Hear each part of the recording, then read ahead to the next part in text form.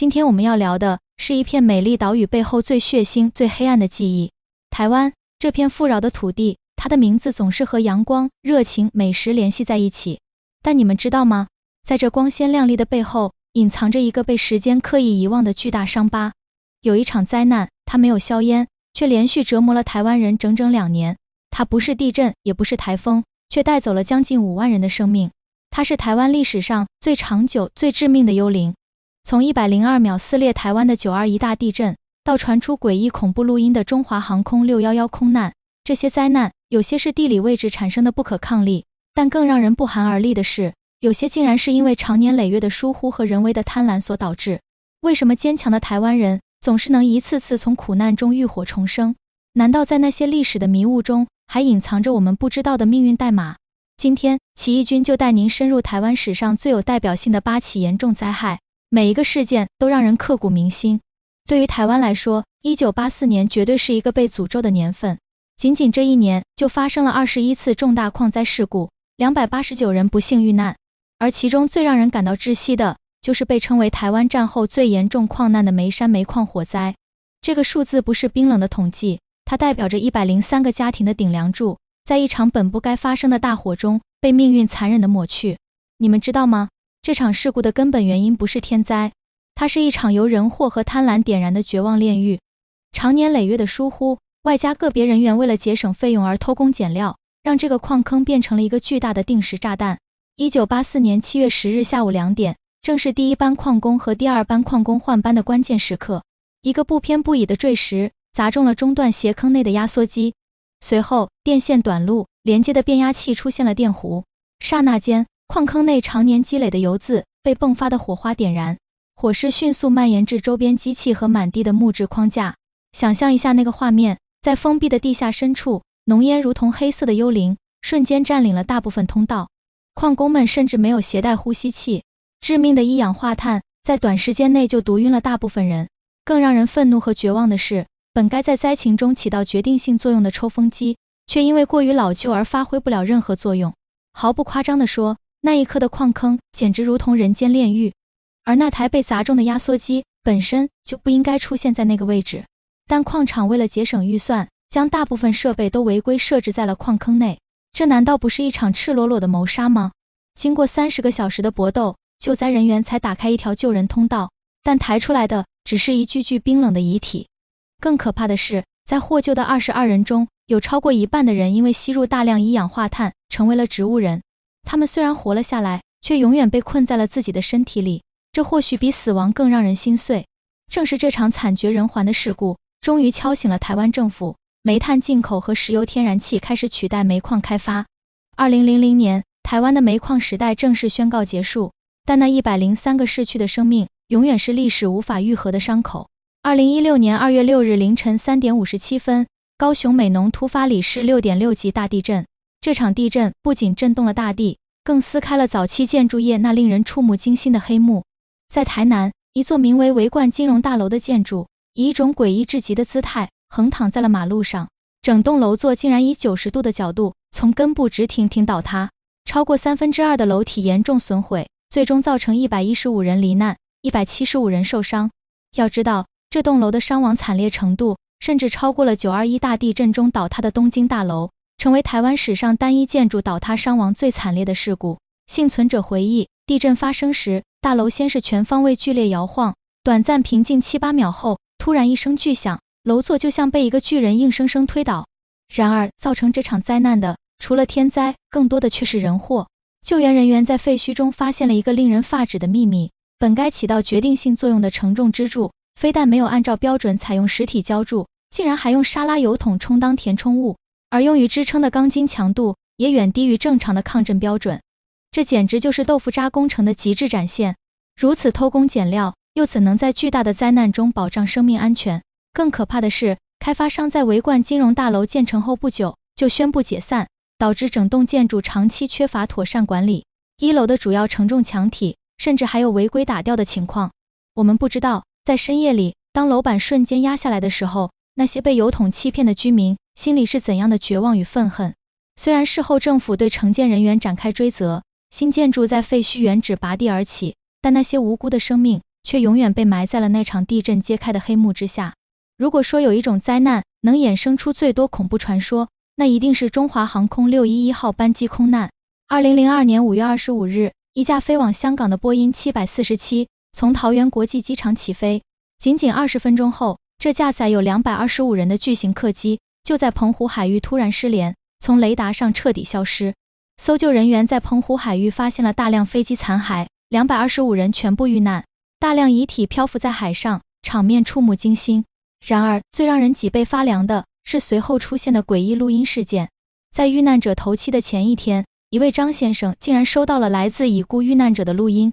录音中除了海浪声，还有格外绝望的哭声，这给原本就令人费解的空难事件又增添了一层无法用科学解释的诡异气息。外界各种猜测开始甚嚣尘上，恐怖分子袭击、导弹击中，甚至还有陨石撞击和地外攻击的传闻。但随着调查的深入，真相开始慢慢浮出水面，而这个真相比任何灵异事件都更让人愤怒。原来，早在空难发生的20多年前，危险的种子就已经种下。调查人员发现，事故飞机的尾部蒙皮部位有修补痕迹，这块蒙皮被证实有严重的金属疲劳现象，其维修记录最早可以追溯到1980年。当时飞机尾部擦地受损，可工作人员却没有按照正确做法，在原有蒙皮的基础上增加 30% 的面积。他们选择了用一块与原部位相当的铝板作为填充。更让人难以置信的是，在接下来的数次大修中都没有妥善处理这个致命问题。直到事故发生前，飞机正处于1万公尺的高空，长年累月积攒下的暗伤让飞机再也承受不住内部加压，最终在高空发生了解体，酿成惨祸。这起事件像一个血淋淋的警告，在安全问题上，任何一个被忽视的小细节最终都有可能演变成吞噬生命的巨大灾难。那段诡异的录音或许就是对人类疏忽与傲慢的最后控诉。提到洪水，多数人会想到后来的88风灾，但对于老一辈台湾人来说，1959年的87水灾才是真正刻骨铭心的梦魇。1959年8月7日下午，一股威力巨大的热带低气压裹挟着暴雨杀进台湾中部，浊水溪、大甲溪等流域的水位疯狂上涨，仅数小时，多地堤防就接连溃决，汹涌的洪水如同失控的猛兽扑向村庄与城镇，很多居民未来得及反应，洪水便漫过屋顶，试图涉水逃生的人瞬间被洪流卷走。人们在浑浊的波涛中挣扎，绝望的呼救声渐渐消失在茫茫浊浪之中。更绝望的是，南投县中寮乡的山体在暴雨的持续冲刷下不堪重负，发生了大规模泥石流，导致整个村庄被无情掩埋。这场空前的灾难造成667人死亡，109人失踪，受灾家庭超13万户。浊水溪流域的农田被泥沙覆盖，原本肥沃的土地变得满目疮痍。然而，这起事件中还有一个广为流传的玄学故事，那就是彰化大肚溪观音显灵事件。老一辈人曾说，当时有数千人亲眼目睹，天空飘来一片奇异的云彩，观音大师就骑在一条青黑色的巨龙上面，左手持净瓶，右手拿杨柳。人们见此纷纷跪拜。也有传言说，观音当时并非骑龙，而是在降服这条吐水的恶龙。不管真相如何，这场灾难确实暴露出台湾在防洪设施和灾害预警等方面的严重不足。87水灾之后，政府才开始大力加强水利工程建设，但那些在洪水中消失的生命早已成为台湾民众心中难以磨灭的伤痛。在台湾的灾难史上，88风灾永远是无法绕过的地狱篇章。不论是各种破纪录的降雨量，还是数个村落的覆灭，它都给台湾人民带来了难以承受的伤痛。2009年8月7日，台风莫拉克以摧枯拉朽的气势登陆台湾，其中心最大风力超过17级。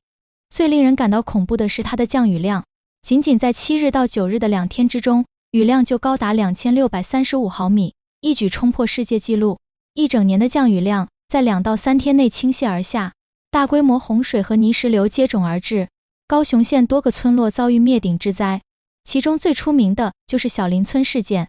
当时人们还处在甜蜜的睡梦中，山洪裹挟着泥沙与石块，像一头失控的猛兽般直奔村落。顷刻间，整个村子就被埋在了废墟之下。幸存者回忆，当时根本来不及反应，只听到外面一阵轰隆隆的巨响，紧接着房子就像面包一样被撕开，汹涌的泥沙扑面而至，眼前瞬间一片黑暗。等再次睁开眼时，自己早就被埋在了废墟和泥沙之中，整个村子几乎从地图上消失。共400多人遇难，成为台湾风灾史上最让人痛心的一幕。周边的部落也同样几近灭村。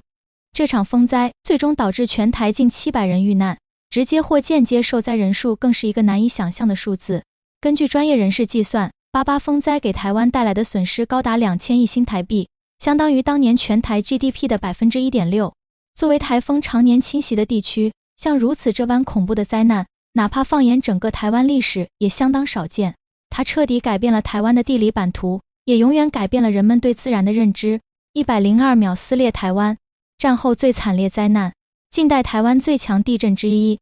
这些称号都指向一个名字：921大地震，或称集集大地震。1999年9月21日凌晨1点47分，一股无形的力量从地底深处直扑台湾中部山区，里氏强度高达 7.3 级，震源深度只有8公里。仅仅不到2分钟的时间，台湾的命运齿轮就被彻底改变，10万多栋房屋被毁，2400多人遇难，1万多人受伤，大量村庄被夷为平地，各项基础设施被摧毁殆尽，道路与桥梁的损坏让外部救援力量难以迅速抵达灾区，导致无数人错失了宝贵的生机。造成这场巨灾的根本原因是台湾恰巧处于菲律宾板块与欧亚板块的地震带上。然而，这次地震的猛烈又迅速，让所有人都感到震惊，尤其是在主震后，还接连发生多起里氏 6.7 级以上的余震，这也是造成建筑毁损过于严重的主要原因。灾难发生后，国际社会上立即引起了巨大关注，包括美国、日本、瑞士在内的20多个国家、38个紧急搜救队迅速赴台参与救援工作。台湾本地民众更是积极参与募捐，捐款金额保守估计超320亿新台币。这场大地震带走了当年台湾 3% 的 GDP， 约合新台币3700多亿。但更重要的是，为了纪念在地震中不幸遇难的人们，也是为了时刻警醒世人，台湾政府将9月21日设为国家防灾日，开始全面提升国内建筑的抗震标准。这场地震是台湾人对自然力量最直接的恐惧，也是对生命韧性最深刻的理解。如果提起台湾史上最严重水灾的头衔，那么这起发生在180年前的灾难绝对登得上榜首。清道光25年，即1845年农历6月初6，由于多日的连续降雨，加上台风侵袭，云林沿海一带产生了海水倒灌，一夜之间尽数被淹。之后大雨又持续了多日，整个金湖地区早已陷入一片汪洋。待海水退去后，现场只能用尸横遍野来形容，惨烈至极，史称湖内洗港。官方文献记载，有3000多人在此次水灾中罹难，但根据民间百姓自行记录，直接死于水灾的人数可能高达7000人以上。更可怕的是，侥幸存活下来的百姓立马又陷入到饥荒之中。而且那个年代医疗技术落后，大灾之后必有大疫，动物与人类尸骸在高温下产生各种细菌，瘟疫也随之而来。又有3000多人在这场病灾中去世，也就是说，共有1万多人死于这场水灾引发的连锁效应。遗体多到棺材不够用，草席都用到绝数，最后不得不选择请求官府派出兵力，将亲人们集体安葬。这场灾难的血泪记忆，如今已演变成一项特殊的文化资产。每年的农历6月初7、初8这2天，当地群众都会举办千水车藏仪式，旨在帮助那些不幸遇难的灵魂离开水域，回到陆地接受祭祀。这项传承在2010年被指定为国家级无形文化资产。这场洗港用1万条生命的代价，向后人昭示了海洋和水患最无情的力量。今天我们来聊的这起灾难，它不是来自海啸，也不是来自地底，它来自一个看不见摸不着的威胁，它就是西班牙流感。这场横扫世界的致命疫情，曾在全球范围内带走超过4000万人的生命。这个看不见的死神，于1918年5月，在台湾的基隆出现了首例感染者。根据推测，流感很可能是通过港口运输进入台湾。6月份，病毒开始顺着纵贯铁路，以惊人的速度迅速向南蔓延。桃园、新竹、台中等地陆续出现患者。然而，这仅仅是序曲。仅仅过了1个月，所有人刚刚松了一口气时，第2波流感就卷土重来。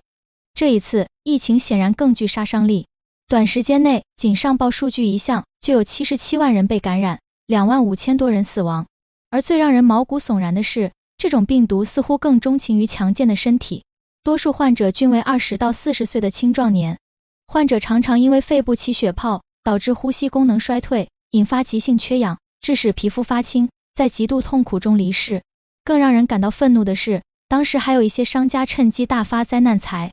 口罩、感冒药、冰块价格飞涨，普通民众根本难以承受。1919年12月，第3波疫情再次来袭，依旧保持老套路，从基隆开始顺着铁路线蔓延，又新增14万病例，19000多人不幸去世。经过整整2年的肆虐，仅官方在案的患者数量就有100万，占当时台湾总人口的1/4还要多，死亡率更是高达5%。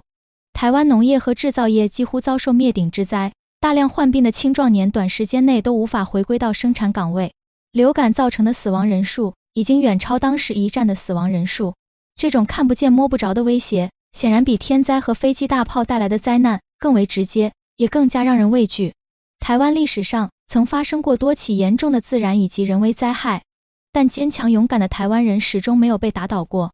正如起义军认识的一位长辈所言，我们被伤害过，也曾经历过苦难，但我们始终没有想过放弃。这或许就是所有台湾人在逆境中能迸发出强大力量的根源所在。别忘了订阅我的频道，我们下期再见。